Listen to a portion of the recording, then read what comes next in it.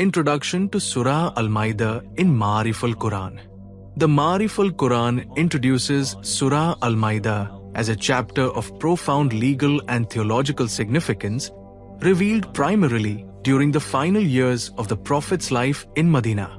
Many scholars consider it one of the last major chapters to be revealed, which gives its rulings a sense of finality and completion. Key introductory points. The name Al-Mai'dah, the table spread, comes from the story of the disciples of Jesus requesting a table spread with food from heaven as a sign, verses 112 to 115. This story symbolized divine provision and the test that accompanies it. Central theme. The overarching theme is the completion of the divine religion and the establishment of a comprehensive code of conduct for the Muslim Ummah. It serves as a final address, solidifying laws, defining beliefs, and delineating the relationship with other communities.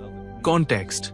Revealed after the Treaty of Hudaybiyah, a period of increasing strength and consolidation for the Muslim community, it provides the legal and ethical framework for a mature Islamic society interacting with other faiths.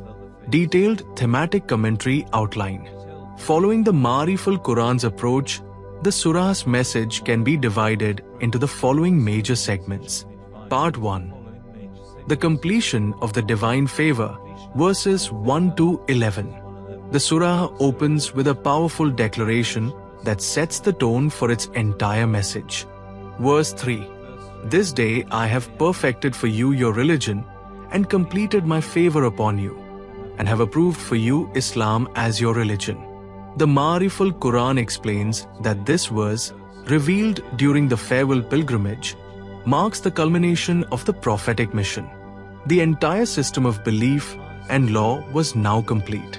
This is followed by a list of lawful and unlawful foods, symbolizing the finality of the Islamic legal code.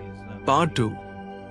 The Legal and Social Codex, verses 1 to 5, 87 to 108. This section provides detailed legislation for personal conduct, worship, and social transactions, emphasizing lawfulness. Obligations and prohibitions, verses 1 to 2.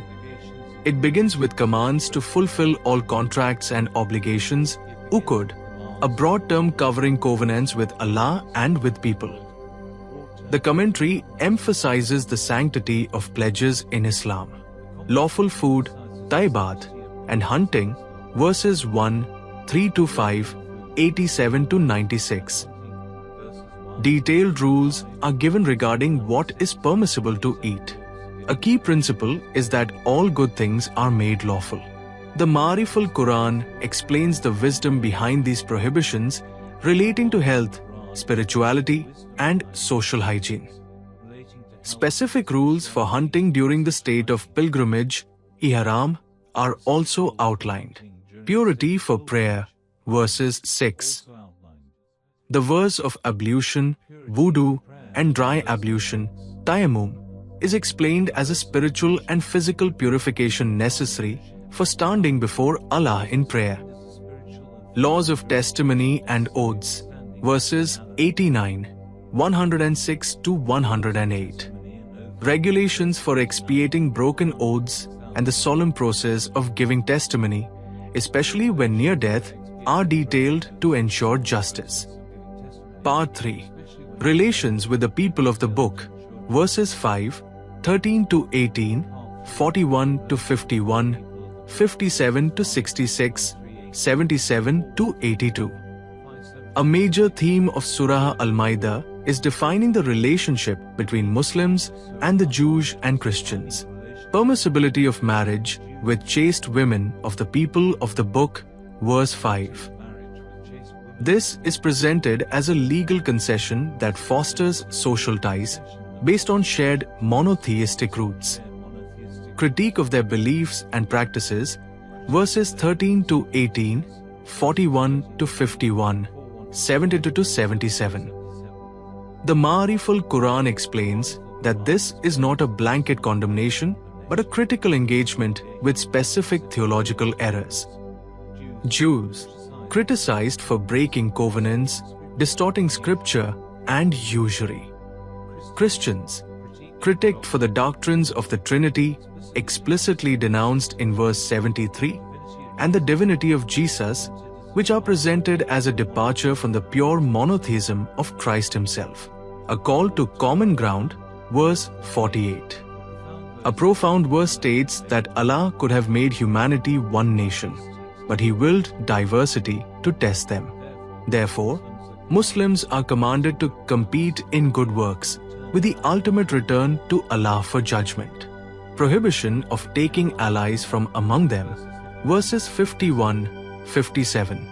A strong warning is given against taking Jews and Christians as awliya, protectors, intimate allies, in a way that compromises Muslim identity and loyalty.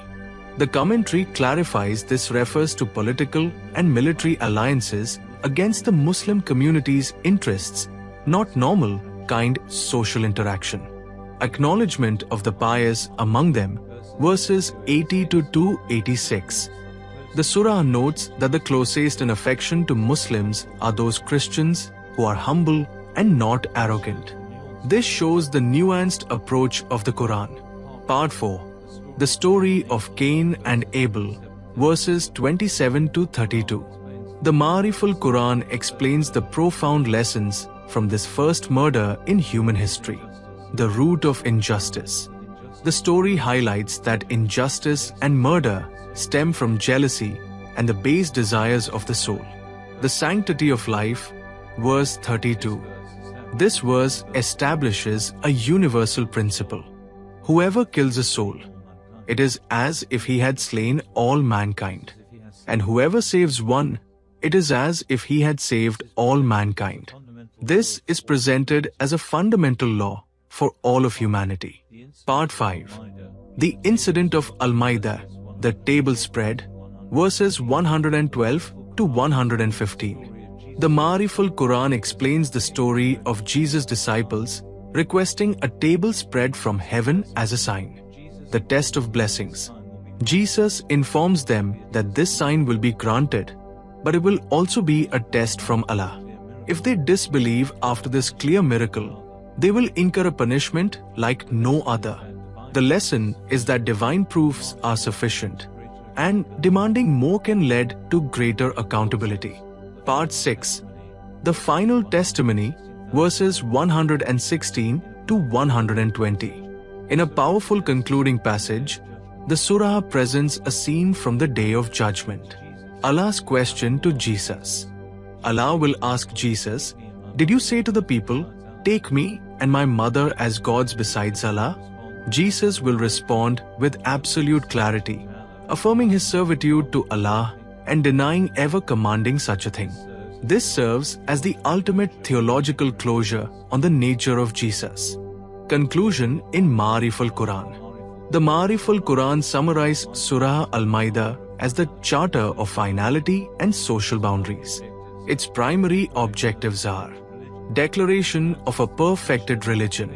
It announces the completion of Allah's favor and the finality of the Islamic Sharia, codification of a mature legal system. It provides a comprehensive set of laws covering food, worship, oaths, and testimony for a community now established as a state. Delineation of interfaith relations.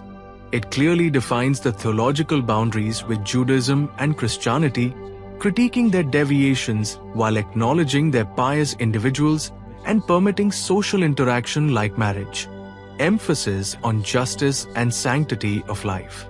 It establishes the highest principles of justice, the sacredness of every human life, and the importance of fulfilling all covenants. In essence, Surah Al-Mai'dah functions as the concluding legal testament of the Quran. If the previous surahs built the house of Islam, Surah Al-Mai'dah provides the final, detailed code of conduct for living in it, dealing with neighbors, and maintaining its integrity until the end of time.